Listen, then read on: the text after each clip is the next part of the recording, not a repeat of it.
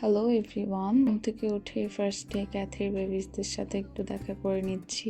এই যে আমাদের স্নো বেবি, এটা আমাদের কোকো বেবি। কোকোকে ধরলেই ও শুধু উল্টাপাল্টা লাফালাফি শুরু করে। ওদের সাথে দেখা করে দেন আমি জানালা দিয়ে বাইরে দেখছিলাম, দেখলাম আজকে বেশ ভালোই রোদ উঠেছে।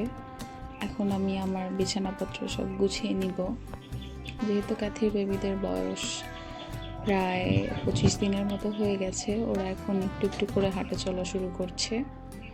তো ওদেরকে আমি নর্মালি যে বাস্কেটটার ভিতরে রাখি সেটা ওদের জন্য খুব ছোট হয়ে যায়, যেহেতু 3টা বেবি ক্যাথির, মাশাআল্লাহ। ওরা যাতে একটু ভালোভাবে হাঁটতে পারে সেজন্য আমি দিনের বেলায় বেশিরভাগ সময় ওদেরকে খাটের উপরে ছেড়ে রাখি, যাতে ওরা একটু খোলামেলা জায়গায় হাঁটাচলা করতে পারে। দেন এখন আমি আমার বিছানা গোছানো শেষ করে আমার জামা কাপড়গুলো একটু সরিয়ে রাখলাম। আমি আমার সোফাটা একটু ক্লিন করে দিব। ক্যাথি মাঝে মধ্যে ওর বাচ্চাদেরকে নিয়ে এসে সোফার উপরেও বসে, সোফার বসেও ফিডিং করায়। আমি জামা কাপড়গুলো সব গুছিয়ে বাস্কেটের ভিতরে রেখে দিচ্ছি, পরে এগুলো ধুয়ে ফেলা হবে। অ্যান্ড এখন আমি কম্পিউটার টেবিলটা সুন্দর করে মুছে ফেলবো। আপনারা তো দেখতেই পাচ্ছেন কী পরিমাণ ধুলো পড়ে আছে টেবিলের ওপরে। অপরিষ্কার থাকলে কাজ করতেও ভালো লাগে না, পরিষ্কার পরিচ্ছন্ন থাকলে কাজ করতে অন্যরকম শান্তি লাগে। এখন আমি কম্পিউটার টেবিলটা সুন্দর করে পরিষ্কার করে তারপরে ক্যাথির বেবিদেরকে একটু ক্লিন করে দিব। মানে ওর যেখানে আছে সেই ঝুড়িটার কাপড়টা আমি প্রতিদিনই প্রায় চেঞ্জ করার চেষ্টা করি, যাতে ওদের কোনো প্রকার কোনো ফাঙ্গাল বা কোনো প্রবলেম না হয় স্কিনে, যেহেতু বাচ্চারা ওদের স্কিনটা খুব সেন্সিটিভ হয়। সে কারণে টেবিলটা আমার প্রতিদিনই ক্লিন করা হয়। দুই সাইডের জানালাটা যেহেতু খোলা থাকে, টেবিলের উপরে সবসময় খুব ধুলাবালি পড়তে থাকে। আর আমি আমার ফ্লাওয়ার্সগুলোকেও একটু ক্লিন করে নিলাম। হোয়াইট আর পিঙ্ক কালার হওয়াতে এটার উপরে ধুলো পড়লে একটু বেশি বোঝা যায়, অ্যান্ড ব্ল্যাক জিনিসের উপর ধুলাটাও একটু ভালো মতনই বোঝা যায় আর কি। সেজন্য আমি সব কিছু সুন্দর মতো ক্লিন করে নিচ্ছি। এখন আমি একটা চাদর বের করে নিচ্ছি, যেটা আমি আমার বেডের উপর বিছিয়ে দিব। দেন ওটার উপরে ওর বেবিসদেরকে রেখে দিব। মানে যদিও ওরা এটার উপরে থাকে না বেশিক্ষণ, ওরা পুরো বিছানা ধরে হাঁটাহাঁটি করে। সো এমনিতে একটু বিছিয়ে দিলাম। এখানে ক্যাথি শুয়ে শুয়ে ওদেরকে ফিডিং করায়। ফার্স্টে আমি কোকোকে নিয়ে রেখে দিচ্ছি। আমি এভাবে 3টা বাচ্চাকে এটার উপরে উঠিয়ে দিব। ওরা এখান দিয়ে একটু হাঁটাচলা করবে কমফোর্টেবলি। ওরা যেহেতু একটু একটু করে মাত্র হাঁটা শিখছে, তাই এদিকে ক্যাথি আমার পিছন পিছন ঘুরছে আর ম্যাও ম্যাও করছে, কারণ সকালবেলা থেকে ওকে এখনও খাবার দেওয়া হয়নি। একবার জাস্ট ক্যাট ফুড দেওয়া হয়েছিল, এখন ওকে আমি ওর মেইন ফুডটা দিব।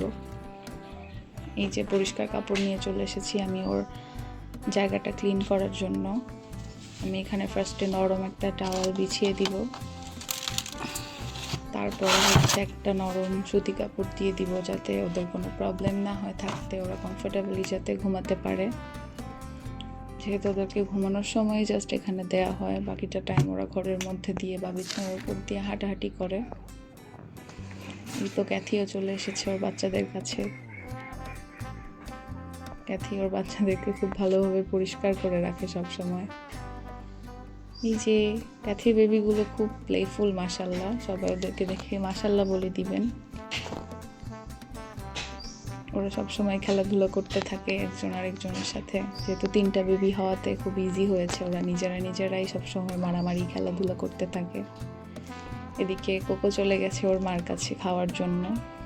দেখতে পেলাম যে ক্যাট ফুডও প্রায় শেষ, তা রিফিল করতে হবে। এখন ক্যাথি তো আমার পিছন ছাড়ছেই না, খাবার দিতে হবে ওকে, তাই আমি ওর প্লেটটা নিয়ে নিলাম। প্লেটটা আমি প্রতিদিনই চেষ্টা করি যতবার খাবার দিই ততবার ক্লিন করে খাবার দেওয়ার জন্য। আজকে ক্যাথির জন্য আমি চিকেনের সাথে সাথে একটু মিষ্টি কুমড়া অ্যান্ড আলু আর একটু কাঁচকলা সিদ্ধ করেছিলাম। ক্যাথি চিকেনের সাথে একটু ভেজিটেবল খেতেও বেশ ভালোই পছন্দ করে দেখি। অ্যান্ড আমি 2-1 দিন যাবত চিকেনের স্কিনটাও সিদ্ধ করছি চিকেনের সাথে, দেখলাম ও এটাও খায়। সো ও যেটা খেতে পছন্দ করে আমি সবসময় ওর জন্য ওটাই হচ্ছে দেওয়ার চেষ্টা করি।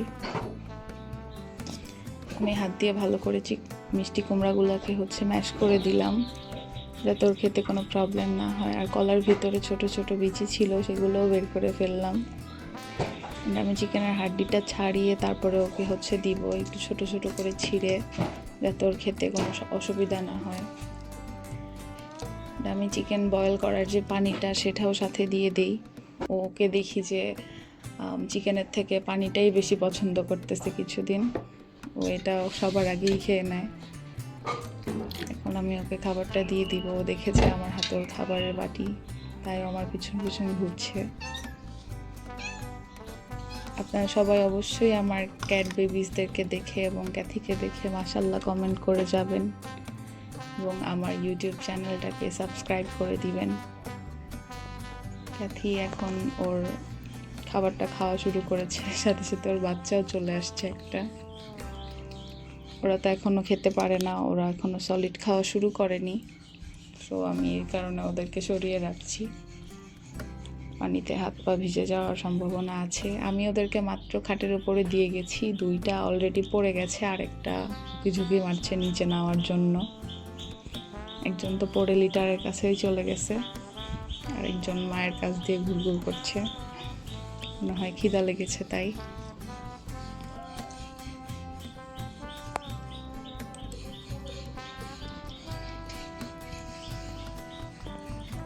তো ক্যাথি লক্ষ্মী বাচ্চার মতো খেয়ে নিচ্ছে।